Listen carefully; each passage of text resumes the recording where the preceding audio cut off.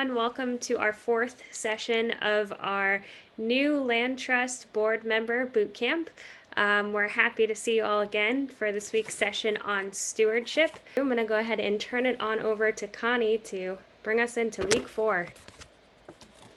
Great, thanks Rebecca, and thanks everyone for joining us again this Monday night.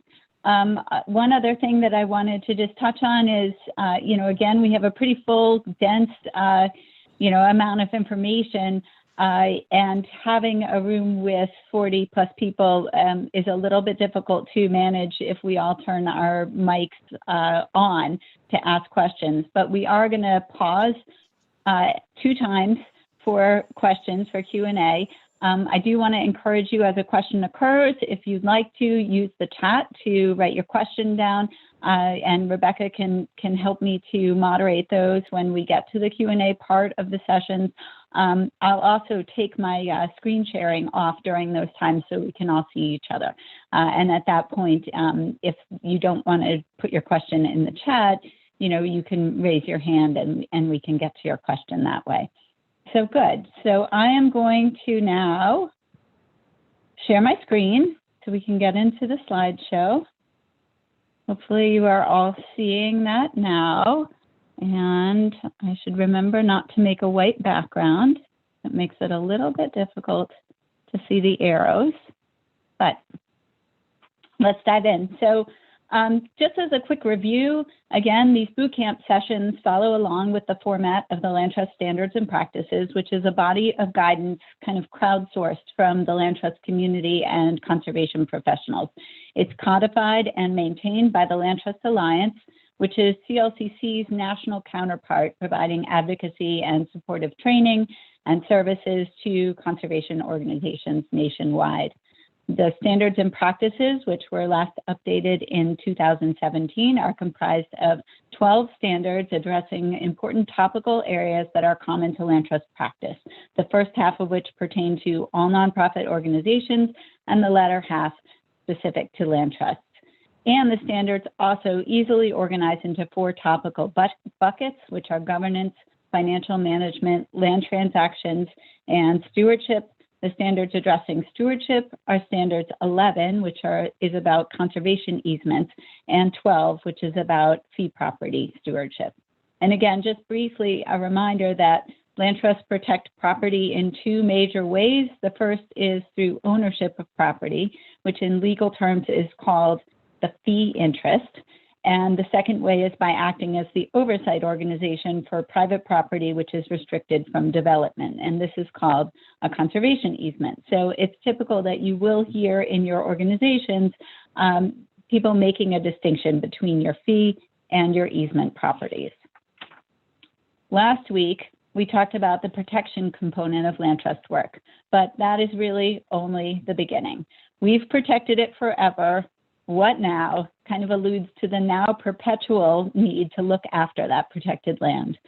Stewardship, which is kind of a catch-all term for how we take care of the properties that we've protected, differs depending on which type of property you're talking about, easement or fee. Land trusts holding conservation easements do not own and therefore do not actively manage those lands. They don't mow them, make trails on them, remove invasives or trash from them, but they do monitor them to ensure that the landowner complies with the restrictions, which might include removing that trash. Conservation, so the landowner, that is, removing that trash. Conservation easement stewardship is about making sure that the landowner is complying with the restrictions in the easement agreement, and that includes making sure that no third parties violate it either. And if there is a situation of noncompliance in violation of the easement agreement, the land trust stewardship responsibility is to deal with that, which can be very time-consuming and costly.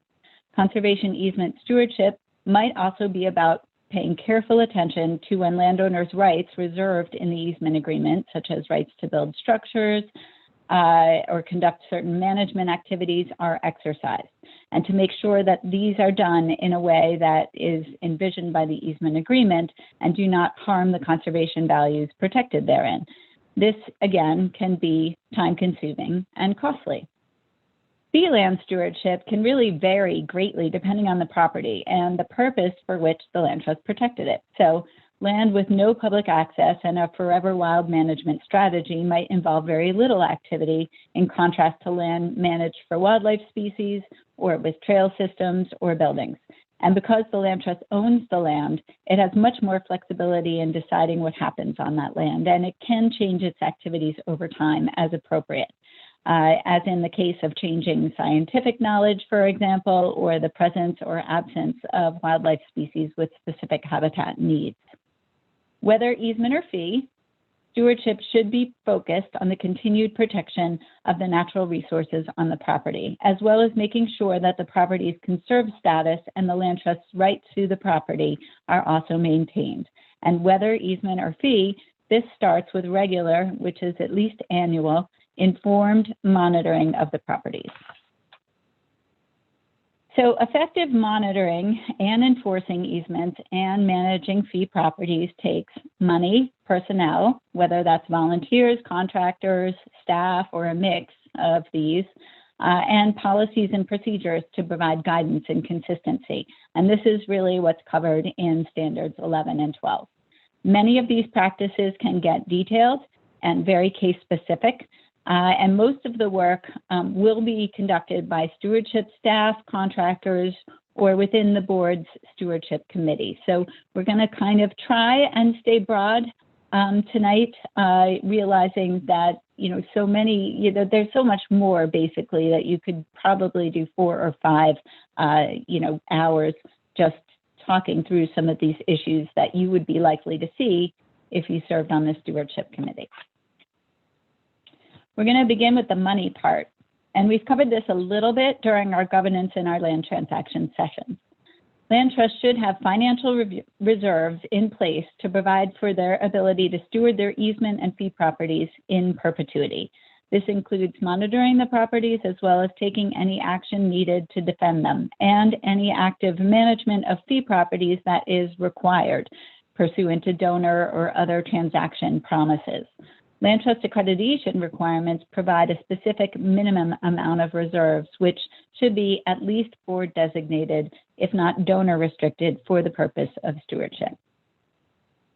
So with actuarial data that is collected through the Terra Firma Conservation Defense Insurance Program, the Land Trust Alliance has developed a calculator tool to help land trusts estimate their potential financial exposure in defending their easement and fee properties. And I put a link to this calculator in the chat. It's been very helpful. It's still relatively new, I'd say less than 5 years, but has quickly become a really good way to estimate our potential exposure, with respect to stewardship and enforcement. It does, as I said, provide a minimum suggested level of defense funding, but as we discussed in last week's session on land protection projects, for each new transaction, land trusts should really be thinking about the prospective stewardship needs of that particular project, which could be lower or higher depending on the individual nature of the transaction. And so if you recall, we used the example of an easement with low prospective costs, which might be one that has few reserve rights, that's easy to monitor, and with low potential for encroachment. Like a 5-acre parcel, say, with no structures, no reserve rights, as I said, and easily ascertained boundaries, like a fence around the whole thing, versus an easement with high prospective costs. So, for example, there, an easement with maybe 450 irregularly shaped acres that is bounded by several subdivisions under development, or with new people moving in, and reserve rights to build a clubhouse and recreational facilities in a floating area of the easement. None of us would take that easement now, but it has happened. Looking at fee properties, prospective stewardship costs could be low. For example, an easy to monitor forever wild property that's bounded by state forest and requiring no ongoing management, or they could be high for a property, say, with no survey, a budding property under development, such as a subdivision, maybe with a historic house that you've promised to renovate for a wildlife education and research center, and the property should have say 10 miles of trails or so with interpretive signage. Much more expensive to steward and to manage. The Accreditation Commission requires $3,500 per easement to be in reserve to cover potential monitoring costs.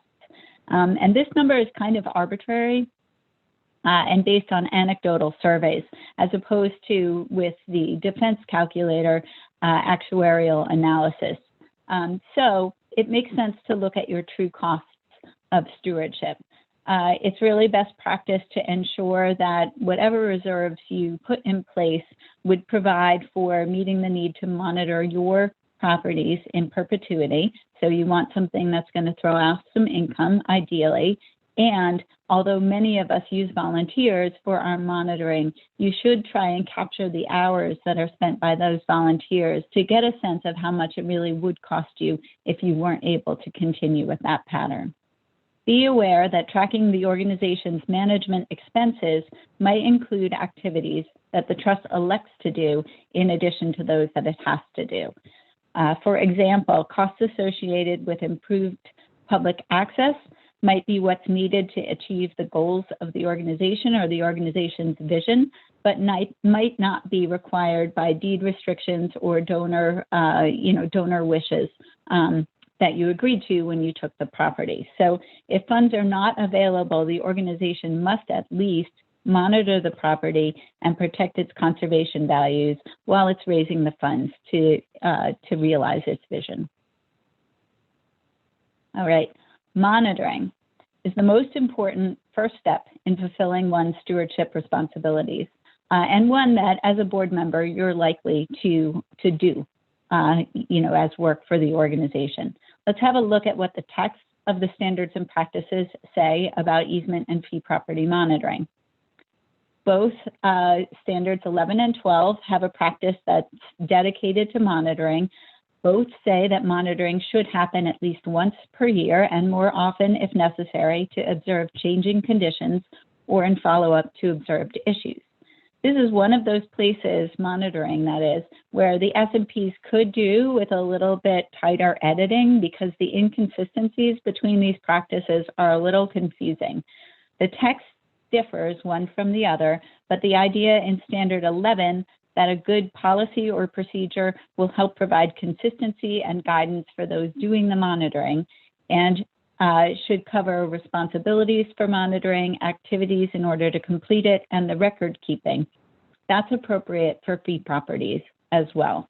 Likewise, the idea that aerial monitoring, which is becoming more feasible with technological advancements, should be supplemented with on-the-ground monitoring is sound advice for both easements and fee properties. And the idea that knowing your property boundaries is essential for being able to conclusively know, in many cases, whether or not there's been an encroachment goes for easements as well as fee properties. Finally, monitoring should be documented and issues that have been observed should be addressed through appropriate follow-up, whether easement or fee properties. What might the monitoring process look like? First, when might it be necessary to go more often than annually? When things are changing and or when follow-up is needed on observations in annual monitoring. So for example, say a landowner of an easement is building a barn, which is allowed by the easement in a certain area and with certain dimensions, you might visit and go back, during the planning process at the beginning of construction, just to make sure that this is done correctly to avoid having an encroachment issue later.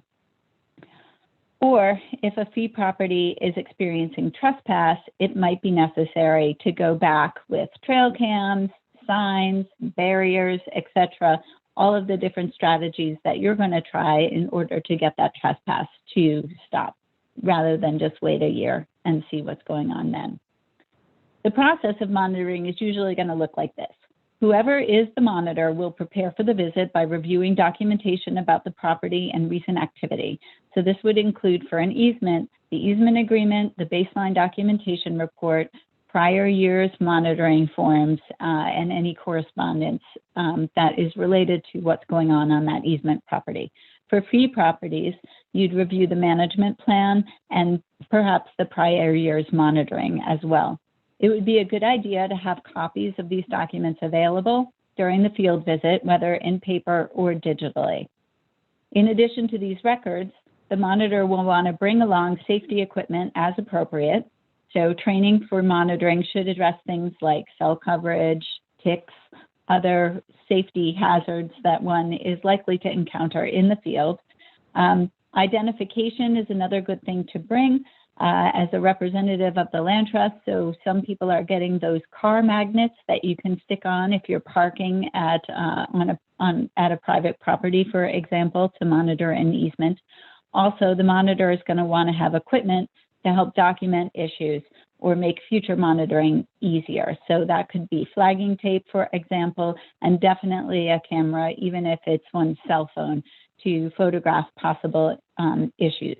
After the visit, the monitor completes documentation of that visit, and the documentation gets reviewed by another person at the organization, like a committee chair or leadership staff on the board, to help direct the necessary follow-up. Just some special considerations for easement monitoring, because this often brings more people, including the landowners, into the mix. When you're monitoring your fee property, you're the owner, so you don't have to worry about that so much as when you're monitoring somebody else's property and they might be there. Anyway, some organizations extend an invitation to the landowners to join for the monitoring. Violations can be really tricky and time-consuming, and landowner relations are really important as a proactive strategy to prevent violations. We'll talk about that a little bit later. For this reason, many organizations use paid staff or seasoned board for easement monitoring for consistency in professionalism and messaging, as well as familiarity with mapping and GIS and easements, reading easements and BDRs, baseline documentation reports. But also, most organizations will have a policy that no monitor should discuss with a landowner whether or not certain conditions are or are not encroachments or violations. Observations should be brought back and examination of the documentation be done before there's further action. So usually that is part of that monitoring policy that we were talking about at the previous slide. Some organizations send a copy of the monitoring report to the landowner, and this can be really helpful to landowner relations as well as in follow-up to observed issues. Here's an example of an easement monitoring form. There's really no one set required form, but here are a couple of things that I like about this one. I've highlighted in yellow boxes that there are prompts for the monitor to record information about activities that are taking place on the property and whether or not these are consistent with the easement. And there's also space where people can make notes for further when they do further examination of issues. So that's kind of that grayed out box down at the bottom. And the grayed out part is like suggestive of like when you go to a doctor's office and you're filling out the form and there's that section that they only do, the office people do. The grayed out section is part of the follow-up as either the monitor, after going back to, examine the easement and the BDR, or perhaps a stewardship committee representative reviews and makes some determinations about whether or not the activity observed is a violation. Here's an example of a fee property monitoring form, and I know it's a little small, but again, I put yellow boxes over just some salient points on this form. You can see that the monitor is prompted to review certain documentation prior to going out to their visit.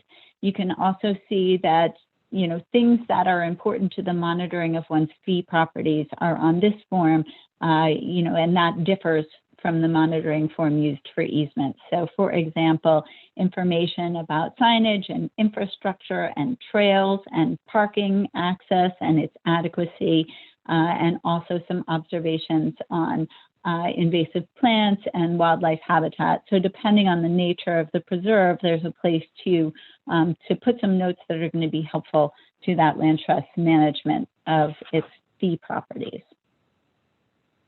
Okay, just a little bit more. Whatever customization may be appropriate, there are certain things that should always be included on a monitoring form, and those things include the names of whomever was present for the monitoring, the date of the visit, usually observations that are related to the conditions in which the visit was made, such as the duration of the visit and what the day was like, the weather. This really helps in the monitor's own recollection of the day that they were out there, especially if they've monitored a lot of properties, but it also potentially could help in a litigation over an enforcement action because it lends to the credibility of the report. What happened during the visit is also on the monitoring form. So for example, where did the monitors go? What portions of the property did they inspect?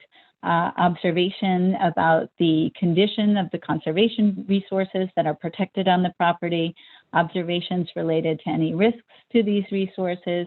For fee properties, observations related to the organization's management of fee properties. So that would be like the trails, as I was just pointing out on that second form. For easements, any noted activity that could be a violation, and sometimes photos that help support these observations. So I wouldn't necessarily recommend taking lots of photos of things that haven't changed from the year before, but particularly when there has been a change or there is a suspected encroachment or violation, taking photos to support that idea or suspicion. And the form should really be clear about where follow-up is needed. All right, we're just going to do a little bit on baseline documentation reports and management plans, and then we're going to stop for our first break. So I went deep into the discussion on monitoring because board members in our state often serve as volunteer monitors, as well as recruit, train, and supervise non-board volunteer monitors. But for this next slide, I want to be a little bit less in the weeds, because what you need to know most as members of a board is that baseline documentation reports are highly technical documents, best prepared by qualified paid professionals. Baseline documentation reports, or BDRs for short, are needed for each and every easement. They capture the state of the property subject to conservation easement at the time the easement is granted. They use text, maps, and photos. The preparer of the report describes the conservation values protected by the easement, the restrictions, permitted uses, and reserve rights in the easement, and how they relate to what exists on the property. So for example, if an easement protects sensitive wildlife habitat, the preparer might be an ecologist or a biologist and be able to map and photograph features such as plant communities, geologic and topographic structure, vernal pools, etc., that contribute to that habitat and presumably would be protected by the restrictions in the easement. As another example, if an easement protects a working farm, the preparer might have expertise in soil science and agriculture, and the maps and photos might be expected to include soils maps, fields in cultivation, structures necessary and permitted in the easement, such as turnouts, hoop houses, or irrigation and drainage systems. So a little bit different depending on the nature of an easement. The BDR is meant to serve as a piece of evidence, legal evidence, showing a meeting of the minds between the landowner and the easement grantor, and the land trust, the landowner/easement grantor, and the land trust, who is the easement holder, about the state of the property at the time the easement is granted, and it should be completed and signed at the time of closing on the easement. If there are substantial changes to the property under easement over the time, such as the exercise of a major reserve right, like the right to construct a residence or a building, or the disappearance of a habitat or species due to changing climate, say, then the BDR should be supplemented and in some case re-signed by the landowner and the land trust to reflect this change. Some changes can be documented in other stewardship records, minor changes, and other records might include monitoring forms or memos. The original BDR is never thrown out. It stands as a snapshot in time. Many land trusts in Connecticut are still catching up on this practice with respect to their older properties. as the preparation of BDRs was not really a part of routine practice or well understood before the codification of the standards and practices or the accreditation program. So for this reason, you might hear talk within your organizations of current conditions reports and efforts to have BDRs that have been prepared well after the easement was granted, signed by the landowners. So this is all kind of catch-up work. But going forward, none of us should be playing catch-up. We should be preparing the BDRs for sign at the time of closing. Okay. The counterpart to a BDR for a fee property is a management plan. And every fee property needs to have a management plan. But the document's purpose and the way that they are treated within the organization are quite different. Management plans are much less formal in structure. They're meant not as legal documents, but to provide guidance to the organization in conducting its management of the property and meeting the goals for which the organization protected the property. Management plans can be very short, like 2 pages, or fairly dense, depending on what the plan is for the property and its needs.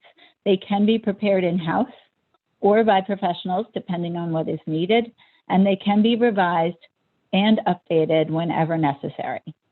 The best time to begin a management plan is during the planning and due diligence of a project, so before closing.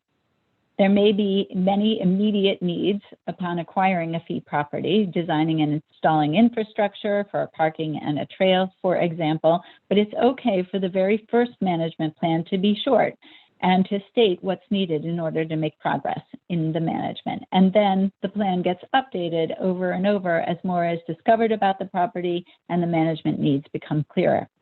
Ideally, management plans will be helpful to the organization in managing and implementing stewardship work. So like a strategic plan, you don't want something that people are just going to put on a shelf and forget about. It really should be a tool to help you manage your property. So think about the usability as a goal in writing, and I would have that take precedence over writing the perfect all-inclusive document. The necessary components of a management plan are information about the property, such as location, acreage, how the property came to the organization, any restrictions on the property, whether those are imposed by the deed or by donors' wishes or grant conditions, a description of the property's conservation values and any threats to those values, and then taking any restrictions and threats into consideration, what the management goals are for the property. And then what the organization will do in order to achieve these goals. So as mentioned, the ideal is for land trusts to find the plans helpful and to conduct stewardship in accordance with the plans. So I like to recommend a system where at the end of each year's monitoring season, all of the monitoring reports are reviewed for needed follow-up, and where appropriate, management plans are updated prior to the preparation of, and now we're going to go back to the governance session for a moment. You can use that to really drive your annual work plan, and that should correspond to the budget. So it really works well, especially for organizations that are on a fall monitoring schedule, depending on when your fiscal year is, of course. But you get all the monitoring reports, you review them, and then during the downtime, when you're not conducting much activity, you're updating your management plans, you're putting together your annual work plans for the next year, and you're making sure that your budget reflects, any expenditures that you might assume, given the work that you want to do. It's a good idea to review management plans periodically, even if no revisions are required. So every 5 years might be a good time frame, and the work can really be spread out, if you like, so that you're doing a fifth of your properties every year on a rotating schedule. Okay, we can breathe and take some questions. I think we're on good time. So I haven't been watching the chat box. Anything coming up in there? Connie, I did, I see 2 now. Let me just find my chat box again. Okay. So the first question I got is there a standard reporting monitoring format that feeds into a central tracking database? I think that there are some databases that do this. I mean, there are a few, paid services that you can buy, software that, that coordinate your documentation in a way that that brings it to your fingertips in that way. I'm not familiar with any of them. And off the top of my head, I'm not remembering the names of them, but there's a great webinar actually out of the Land Trust Alliance that goes through each of the three. And, my observation has really been that, for land trusts that don't have that many properties, that it might end up being a little expensive, and also that the learning curve, might be a barrier. But for land trusts that have many, many properties to manage, I think that's the way to go. I think that eventually you have to have, some sort of a platform that allows you to easily draw all of that information together. I've also seen people use Google Forms pretty easily with monitoring. And so, that is a concern that some land trusts, especially those who use volunteer monitors, have had. If there's not a central office, and if people, even if there is, if people are monitoring but not coming to the office regularly, one way of getting the forms back is, by employing some sort of an automated online form, like a Google form. And Connie, just to add to that, I don't know if this is one of those databases that does exactly do that. I know that there's a few folks from Joshua's Trust on the call, and they use Landscape as a database. So if you are knowledgeable on that and want to feed into the chat with some advice or just your own personal experiences, that'd be great. We do have a couple more questions. This is from John. What type of liability does a land trust expose itself to if it is unable to enforce the terms of a conservation easement due to lack of cooperation from a landowner? Under what circumstances is legal action recommended or required? Oh, wow. That is, that could be so case specific, and something that we'll talk about when we move on. But I mean, that the basic answer is that really you're required to deal with each and every encroachment, but the way that you deal with it can vary depending on the magnitude of the encroachment. So, if an easement landowner let somebody come on their property and, they cut down all of the trees in core forest that you were protecting, and you couldn't get the landowner to do anything about it, you couldn't get the landowner to work with you to go after that third party, then eventually you would end up, I think, in litigation, because that is something where, there's a harm that's been done to the conservation values that is pretty significant. However, if, let's say, the encroaching third party is a neighbor who dumps brush over the boundary on a not very significant portion of the property under easement, not impacting conservation values, and you've said to the landowner, don't let them do that, and the landowner says, yeah, I'll talk to my neighbor, I don't think you're going to end up going to court in order to force that landowner to force their neighbor to take the debris off of the other side of the boundary.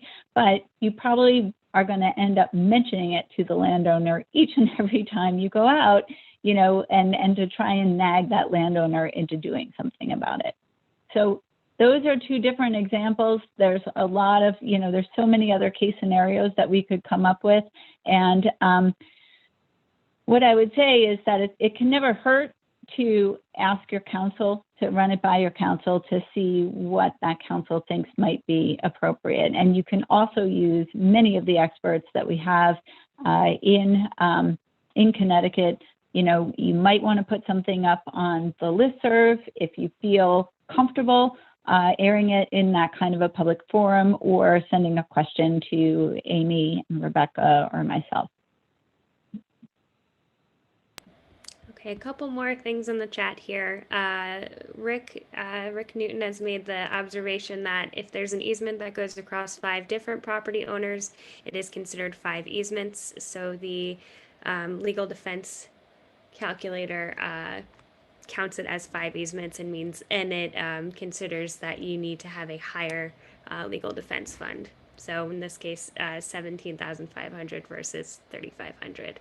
Just didn't know if you wanted to comment on that or add to that at all, Connie.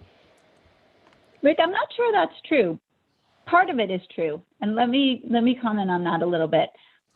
Absolutely, the defense calculator considers that to be 5 different parcels, each with the opportunity to be violated, right? So the reason that the defense calculator would count each of those parcels as one, as opposed to counting them as one easement, is because once you have different property owners, then the risk of encroachment is, for each of those individual properties, as opposed to, one landowner who might encroach. However, in terms of the 3,500, so I just want to draw a distinction. And for those of you who are not accredited, you can almost, but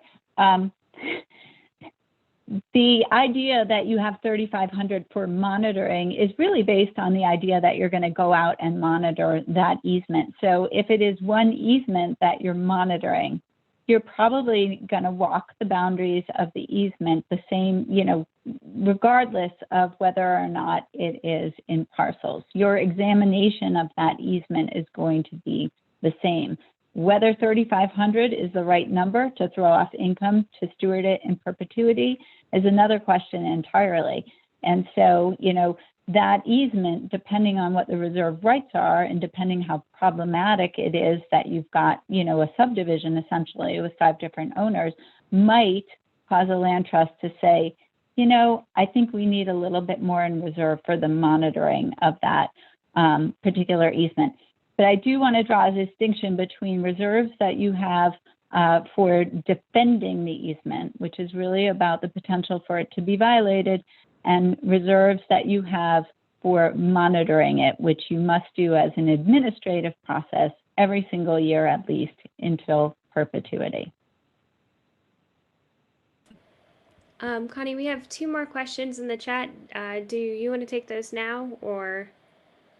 Yeah, I think we can. I think we can.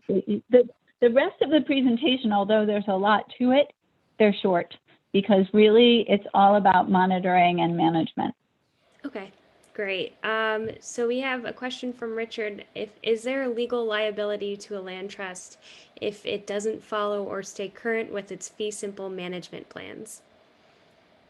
There should not be, although to be honest, there have been lawsuits where people have tried to bring in an organization's management plan and its failure to follow that management plan as evidence that the land trust is not meeting its responsibilities. But that is, a management plan is an internal document.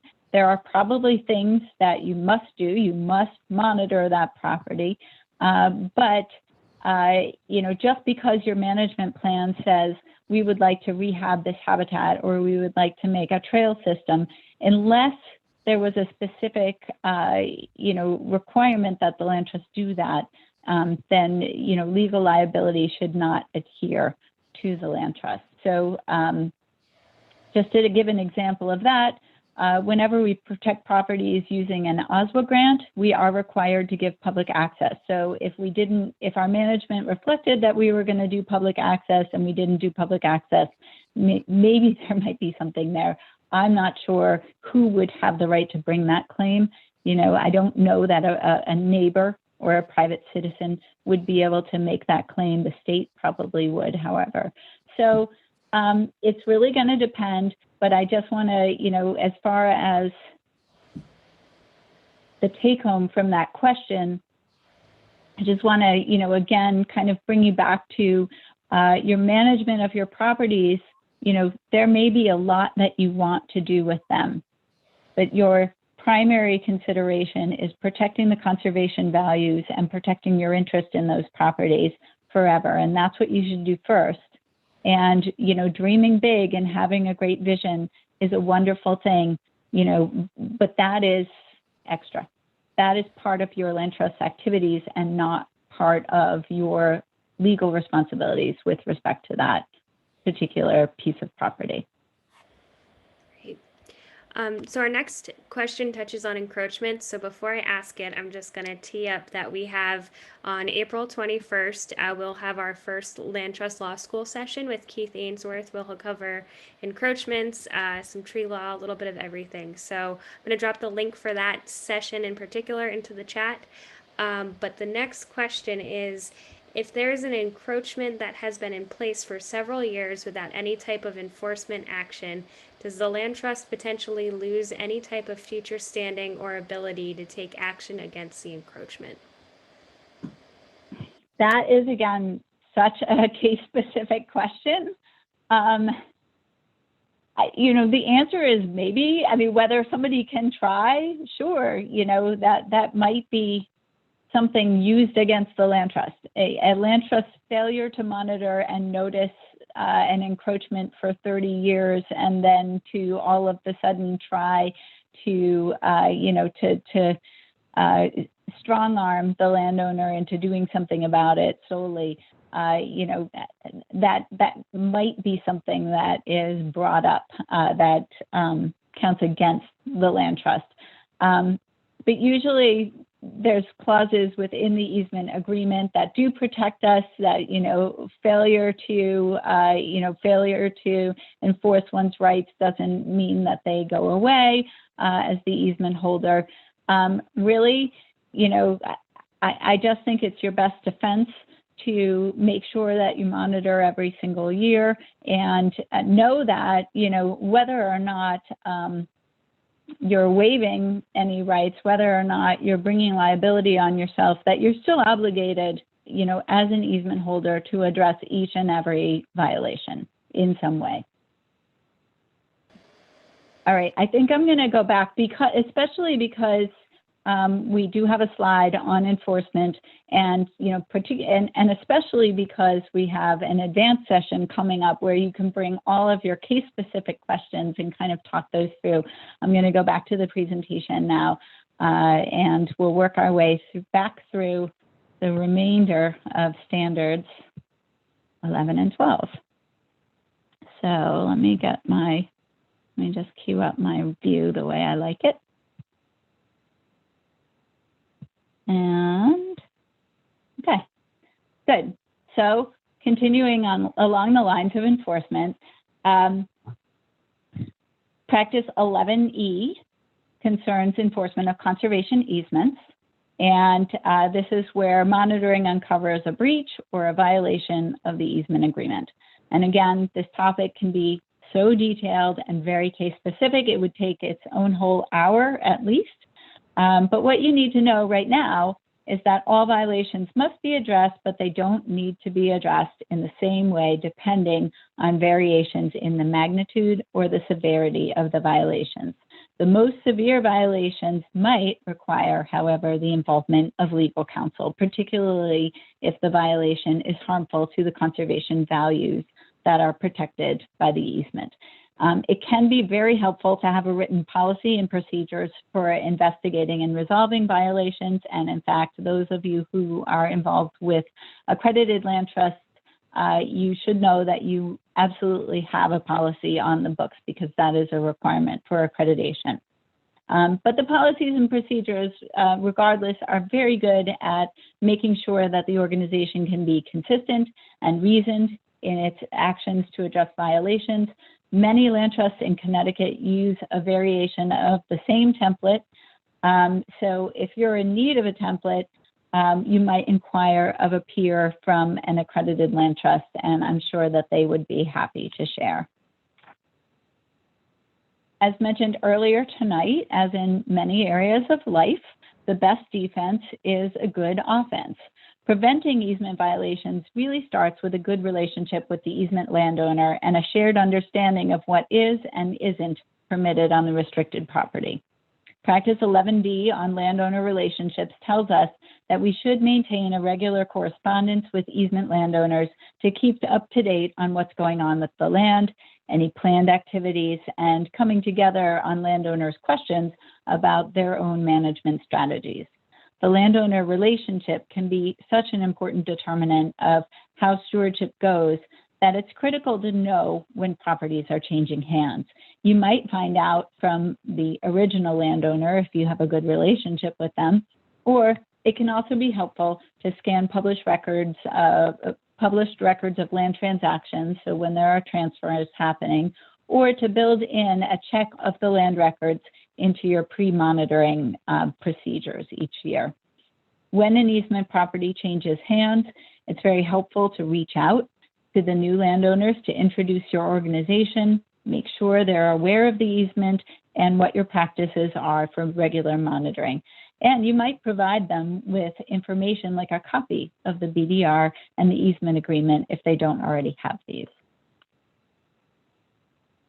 Another area of easement stewardship practice which benefits from regularity in business practice is that of assessing easement landowner requests for approvals to exercise reserve rights in the easement agreement. Whether or not the organization's consent is needed in order for the landowner to exercise a reserve right, whether they even need to provide notice to the organization is typically specified within the easement agreement. And when consent is needed, Practice 11F covers issues of timeliness and consistency in the organization's response, as well as the best practice of maintaining complete documentation of the landowner's request, all relevant work on the part of the organization to analyze and come to a determination on the request, and the response back to the landowner. Practice 11H, I guess, I wrote J in my notes, I'm sorry, is also about the rare case of an easement amendment, specifically about amendments that, oh, that's why I skipped a slide. I don't even, oh my gosh, guys, I don't know where my slide went to. I'll have to do this one just without notes. So as you can see, this slide talks about easement amendments and how they should be very rare. And again, this is an area that is so super case specific. But the main thing that you ought to know is that, you know, because amendments are really subject to such a heightened sense of scrutiny from the IRS, that it's really important to have and to follow your written policy on easement amendments. And again, like the easement enforcement policy, many land trusts are using a variation of the same template. So if your organization does not have one on the books, you might ask a peer from an accredited land trust for a copy of theirs and take a look at it. They're pretty good. You know, they're pretty sound in terms of how to do an analysis. And ultimately, the reason that amendments are so sensitive is because conservation easements are meant to be perpetual. So when they're changed, they may not, you know, they're not perpetual, they're changing. And the inquiry is always really, what is the impact to the conservation values? You know, is this a net gain or a net loss? A net loss should not happen, you know, so that amendment should be turned down. It should not be completed. And amendments should not have an impact on the landowner where they are impermissibly benefiting by ending up with a property that is essentially worth more than it was when it was restricted with the original easement. So I think that's about all I want to say about, you know, straight up amendments right now. You know, it's important to follow the policy. It's something to be aware of, and it's usually going to be something that is handled by like a stewardship committee chair, board leadership, or if an organization has staff, by their stewardship and executive staff. All right, now we'll go to, oh geez. I really got messed up in my slides. I'm so sorry. Now we'll go to practice J, 11J, which is really about the rare case of an easement amendment that releases parts of the easement from restrictions. So this is something which the IRS considers to be an extinguishment of the easement as opposed to, an amendment because land that was restricted is no longer, even when it's matched with newly restricted land, which is something that you might hear referred to as a land swap, which is, as they say, frowned upon. I would recommend in any case where your land trust is being asked to consider an amendment that releases a portion of the property from the easement, that you really, seek legal counsel right away as part of your analysis of this proposed amendment. Okay, both Standard 11 and Standard 12 have practices that promote having a backup organization ready to assume responsibility for an organization's easement and fee properties in case the organization becomes unable to fulfill its stewardship responsibilities or if it decides to dissolve.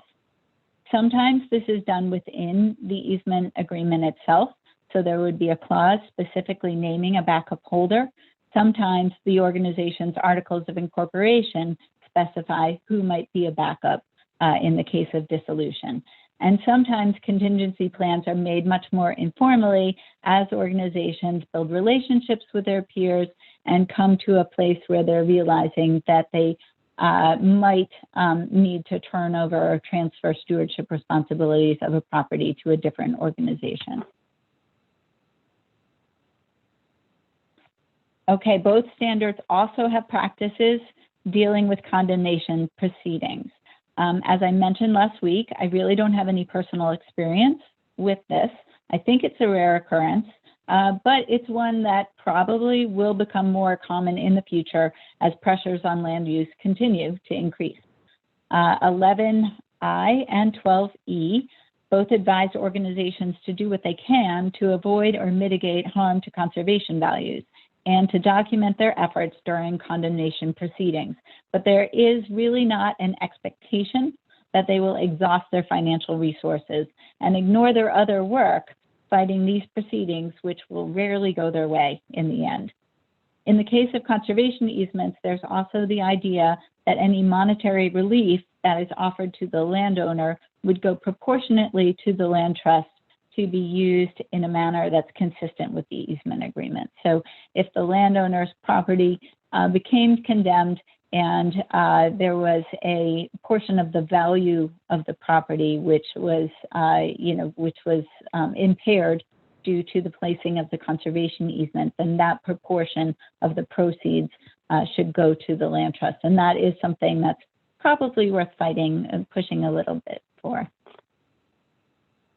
Okay, so top 5 takeaways for new directors on stewardship. Regular monitoring is critical to a successful stewardship program. Management plans with your fee properties provide helpful guidance for a land trust actions and their interventions concerning those properties. They guide your annual work plans and they guide your budgeting. They can be helpful to forming a long-range strategy or a multi-year budget, and they can be revised whenever appropriate.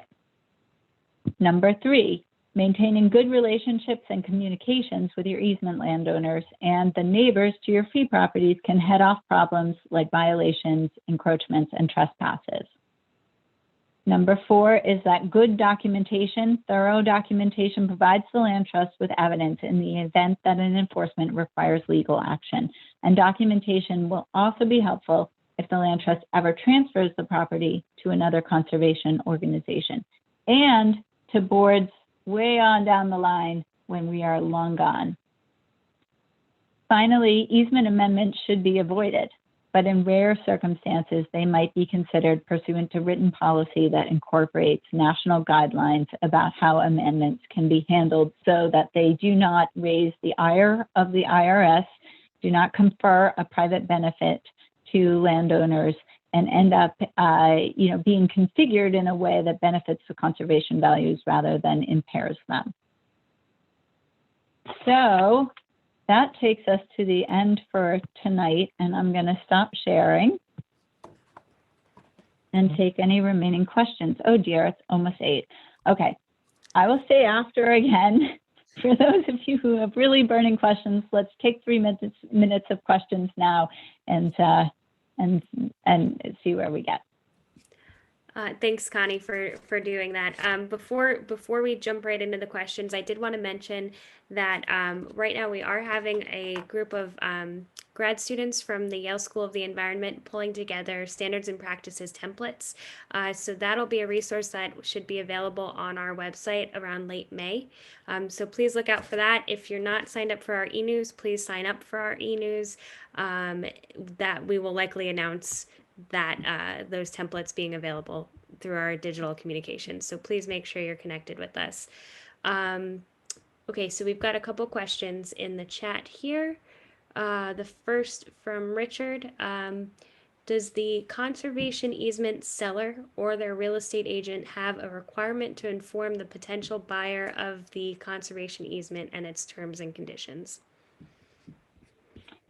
Ethically, they do. It does happen that landowners and sometimes their realtors might be hesitant to talk about the conservation easement if they think it's going to mess up their chances of a sale. The easements are recorded. They're part of the public record. And so, the buyer's attorney should discover whether or not there's a conservation easement on the property. And that would be, a part of responsible legal representation for that buyer's own representative, I would say.